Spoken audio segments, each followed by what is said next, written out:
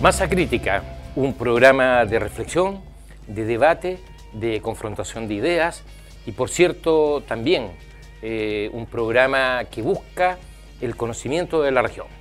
Esta es la jornada número 4 que tenemos. Estamos dentro de las 48 horas en que no se puede hacer publicidad ni a los candidatos ni a sus propuestas de gobierno. En subsidio atenderemos problemas tan o más complejos que las candidaturas. Nos acompaña en esta oportunidad Rodolfo Valencia, periodista del Ministerio de Agricultura, Víctor Guerrero Cosio, secretario general de la Cormudesi, Jorge Bascuñán, profesor de Historia, hijo de una familia militante en el amplio sentido de la palabra, ¿ya? Y a mi izquierda, Reinaldo Berríos, que progresivamente es el hombre de las comunicaciones en la región. Movilización de estudiantes en Santiago, mucha gente con alegría, con esperanza, mucha gente también destruyendo bienes públicos. La pregunta que yo quiero dejar puesta en el panel es,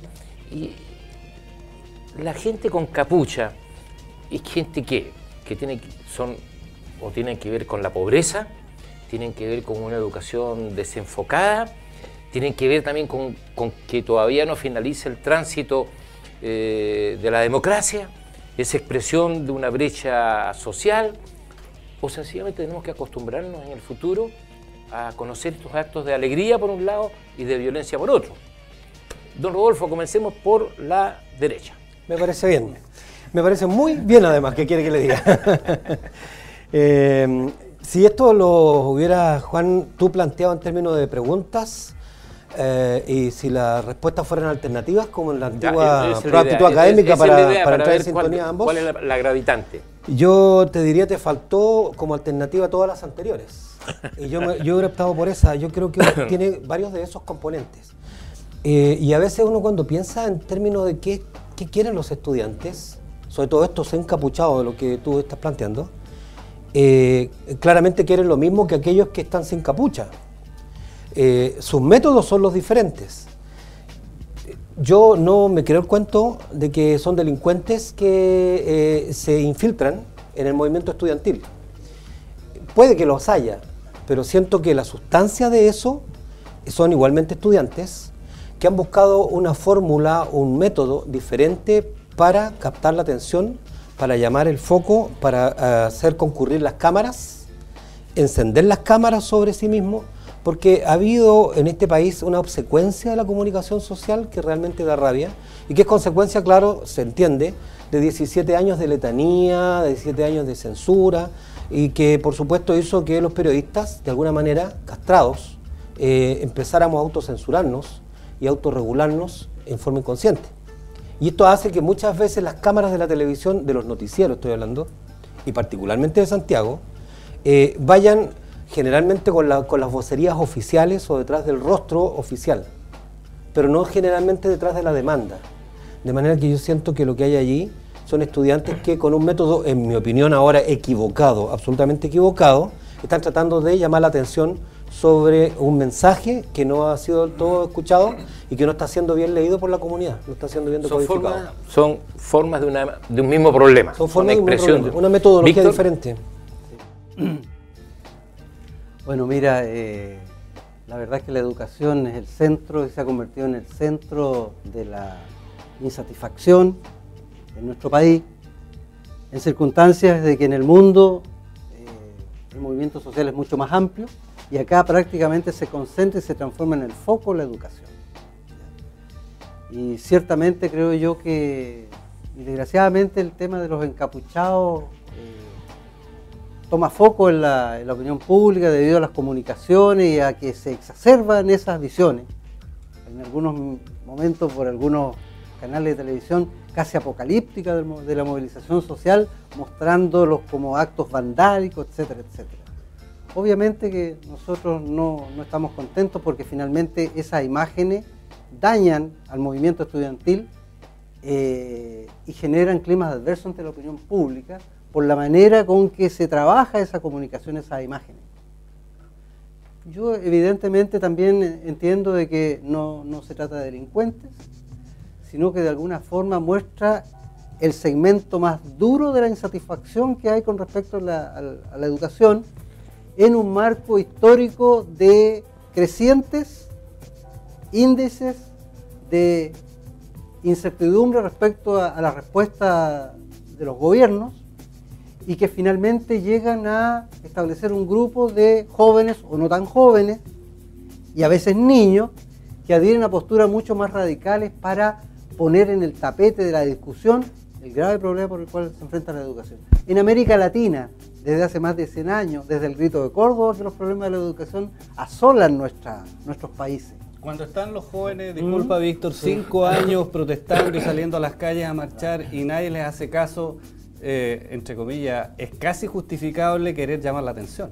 Sí, evidente, pues, es la segunda parte de lo que yo quería decir y que tiene que ver con que esto no es de hoy día y no es del 2011, es del 2006 y tiene sus correlatos históricos, yo te decía, hasta desde el Grito de Córdoba. Entonces, uno a esta altura no debería ser la aparición de estos grupos un dato anómalo en la sociedad chilena, sino que por el contrario es algo que es perfectamente esperable, explicable, es algo que viene. Víctor, pero mira, lo que decía Rodolfo era claro, ¿no? Independiente de que uno esté de acuerdo o no. Él decía, mire, acá es un solo fenómeno con dos manifestaciones distintas. Jóvenes tranquilos, jóvenes alterados. Ese es en el fondo el tema al cual queremos llegar. ¿Cuál es tu visión de el por qué estos jóvenes encapuchados? Bueno, yo lo decía. Mira, yo quiero insistir.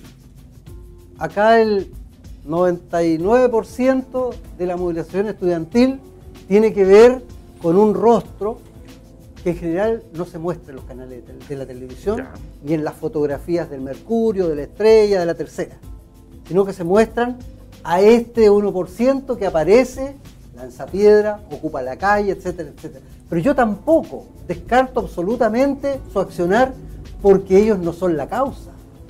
Ellos son el resultado de una política de exclusión y de una falta de respuesta frente a las demandas estudiantiles. En tu caso, Jorge. Sí, mira, yo creo que cuando tú invisibilizas por tanto tiempo, porque es mucho tiempo, ¿no? O sea, desde la recuperación de la democracia en adelante, en que más o menos se empiezan a desenvolver las manifestaciones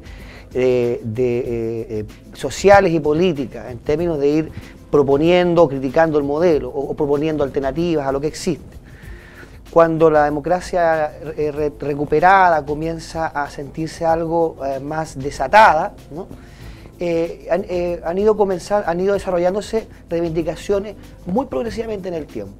Y sin duda una de las que ha permanecido en el tiempo como reivindicación, como un problema de país presente, más allá de algunas inflexiones o vaivenes en algunos momentos, es la problemática del acceso, ¿cierto? Y de la calidad de la educación. ¿Ya?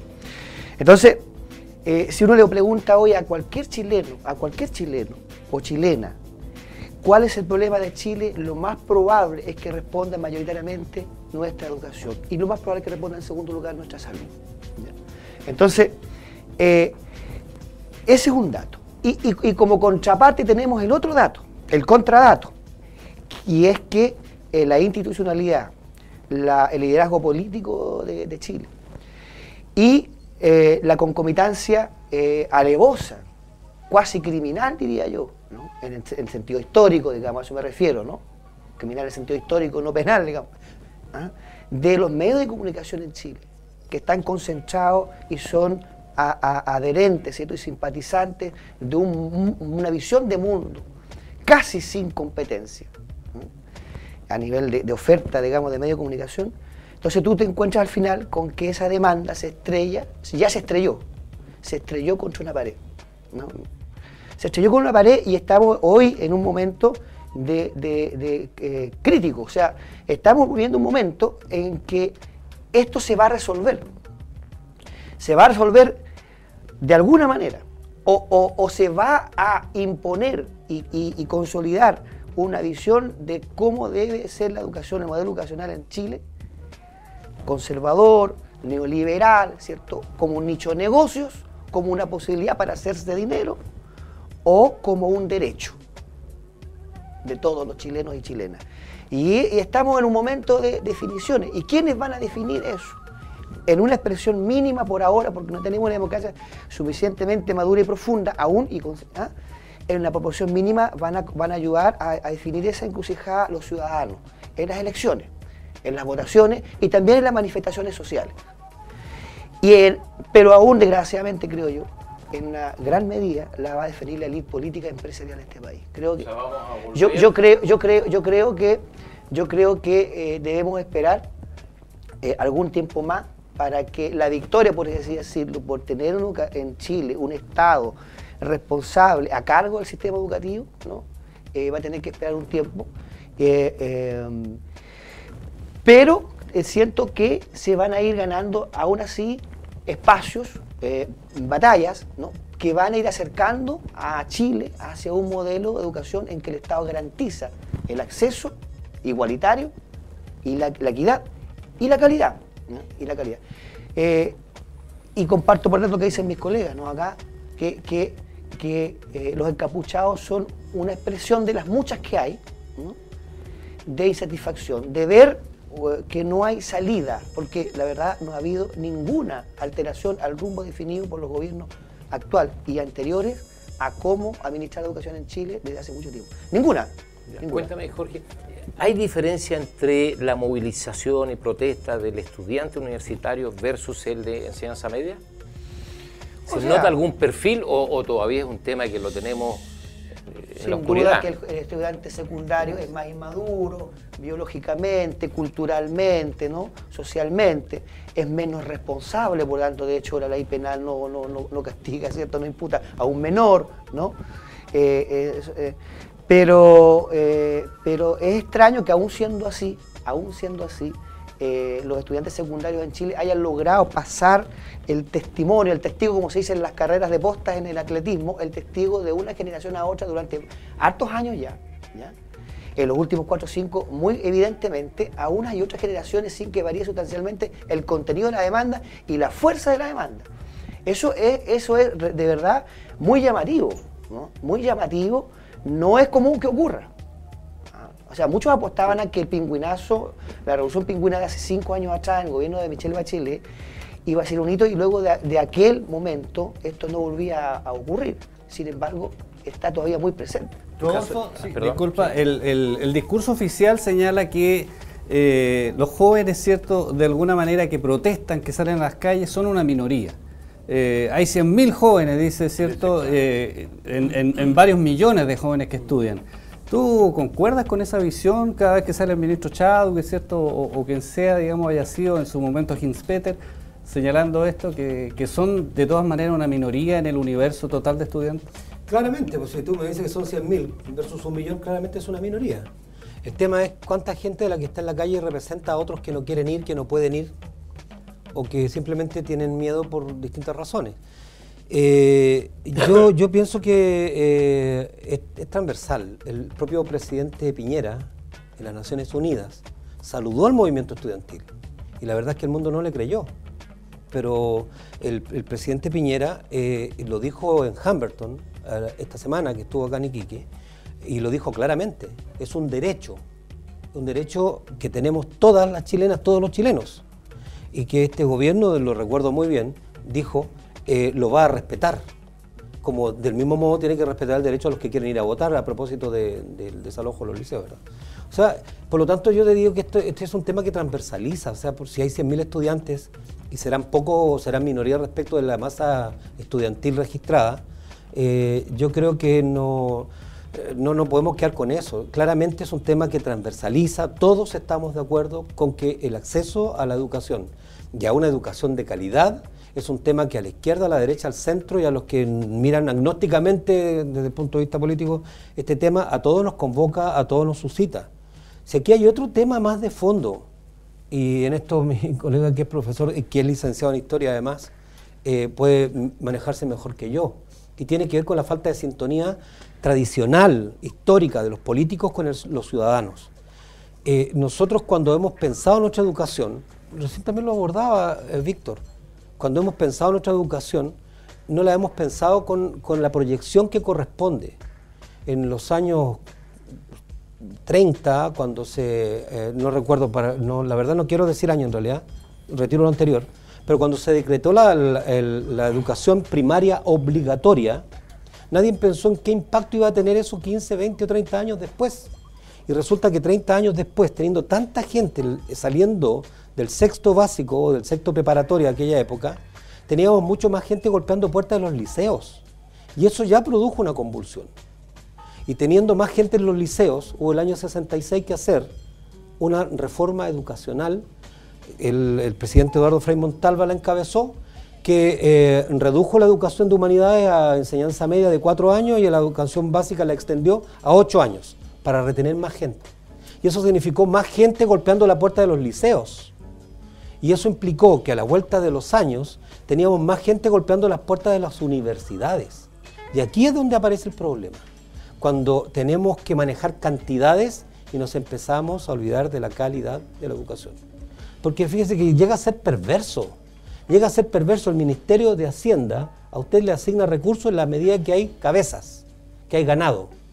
Porque así es, y esto no es de este gobierno. Este es el sistema, esta es una cuestión sistémica, es una cuestión orgánica. Entonces, por eso, cuidado cuando hablamos de reformas educacionales, porque tenemos que ver una cuestión que tiene que ir para adelante con historia, con proyección, y para atrás con historias.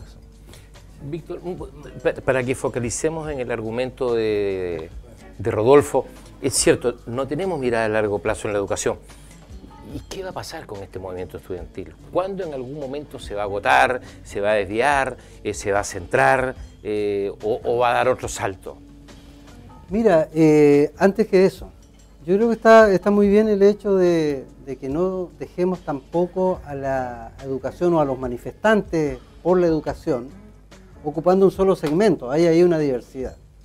Recientemente varios autores a nivel mundial han estado escribiendo sobre el hecho, uno de ellos Manuel Castells, donde llama a decir, oye, tengan cuidado, si alguien dice que todos los manifestantes que piden cambios son de izquierda, están muy equivocados. Ahí es variopinto el asunto, porque en el fondo muchos, o la mayoría diría yo, de los que salen a manifestarse no es que quieran una sociedad completamente diferente, sino que quieren su parte dentro del mismo sistema. Así que hay que tener mucho ojo con eso, como primer punto. Entonces, eso tiene que ver con la pregunta que hacía Juan con respecto a ¿para dónde va esto?